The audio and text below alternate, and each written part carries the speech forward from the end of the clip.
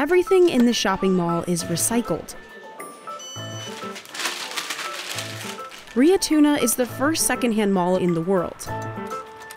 Here, shop owners profit from what other people don't want. I found some jeans. A table. It's really old phones. You can find everything here. It's just your imagination. But this is not your grandmother's antique shop. The Ria Tuna Mall has a staff of 50 professionals who clean, fix, and tag every item. The one is just being cleaned up a little bit. What makes this possible is the mall's location, right next door to the municipal recycling center. Oh, hey! And the local government helps pay for it. It's a model on how to save perfectly good stuff from being thrown away. Bye-bye. Something that's a problem in a lot of other countries. In the US alone, 11 million tons of clothing, shoes, and textiles end up in landfills every year. Ria Tuna has diverted tons of potential waste since it opened 6 years ago, while generating millions in revenue for small businesses. Even Sweden's most famous company, IKEA, refurbishes its furniture here. So could fixing recycling be as simple as a conveniently placed mall? We went to Eskilstuna, Sweden, nicknamed the world's recycling capital, to find out. People donate hundreds of used items at Ria Tuna every day. They do not get any money for it, they do it by heart. Sophia has managed the mall since 2020. Och alla de här, det här är ju jättespännande. It could be anything, it could be electronics, it could be furniture, it could be textile. Teamwork.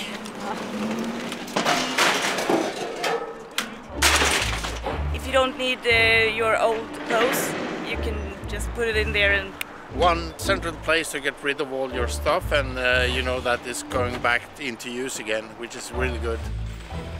Mall workers sort the items in a massive storage area that's closed to the public. They'll sort things based on which one of Ria Tuna's 14 stores they're headed to. This is a sewing machine, and this is going to a store called Axelina that is selling vintage clothing and textiles. The shops pay nothing for the donated items, but they do pay rent for their retail spaces. Here is Axelina's box. She already has 1, 2, 3, 4, 5, 6 sewing machines that she is going to repair. Usually it doesn't work. Sometimes it's just they need a little bit of oil, a little bit of love. Every shop here has their own box or their own white stripes. So here you can see it's IKEA's box. Now the co-workers will try to find out which furniture comes from IKEA. Every day, Camilla and her team sort through dozens of items that could be resold at IKEA's secondhand store. Here you can see the queue of stuff that we collected today.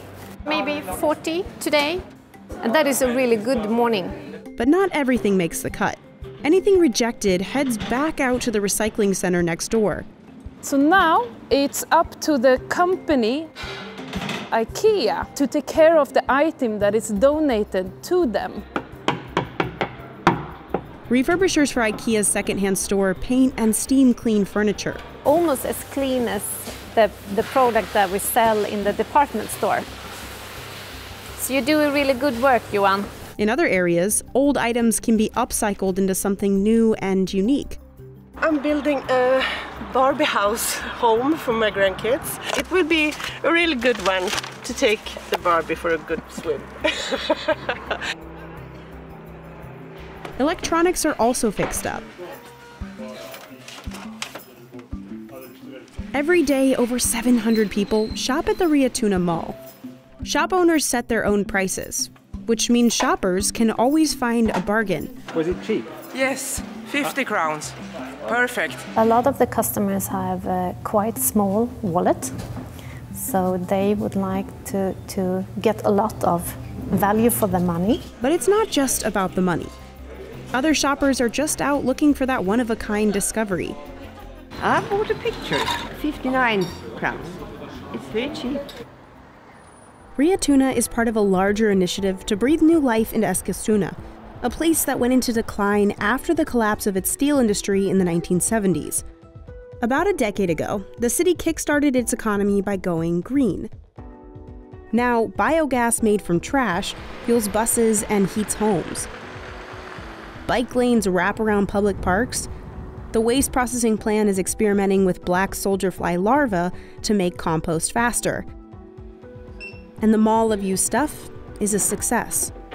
For the smaller shops, business is booming. Sales topped $1.8 million in 2020. Actually, last year, when the pandemic was greater than ever, we have the highest revenue here for the shops. But the IKEA secondhand store hasn't broken even. The company opened the shop as a 6-month trial, part of IKEA's sustainability initiative. We do have some difficulties with the pandemic because we don't have that much customer that we hoped for. I like that it's IKEA, but we don't have IKEA like the big shop in our city. So could the next Riatuna Mall be coming to a town near you? That it's the only one in the world actually, but I'm really hoping that it's going to be a lot of it all over the world, of course. But most places aren't like Sweden. The Swedes have one of the best recycling programs in the world. Less than 1% of household waste goes to landfill. The country's gotten so good at recycling, it's had to buy trash from other countries to keep its waste-to-energy facilities humming. Anybody raised in Sweden knows how to separate trash into 5 colorful bins. The city of Eskilstuna takes it to the next level. Most households separate their waste into 7 different colored bags. It's a system that makes it easier for automated sorting machines to do their job at the waste plant. But in the US, where 50% of waste still goes to landfill, donating used items isn't as commonplace. Secondhand sales are usually handled by charities like Salvation Army or Goodwill, rather than subsidized by the local government, like Riatuna is. But the desire to donate is shifting stateside. Drop-off donations to Goodwill and Salvation Army were up in 2020. It overwhelmed some Goodwill stores so much, they had to pay $1 million trash bill to get rid of overflow items. And there's a growing trend towards buying clothes secondhand in the US. With over 2,600 overflowing landfills and hundreds of declining malls, maybe the solution is just a matter of building both a little closer together.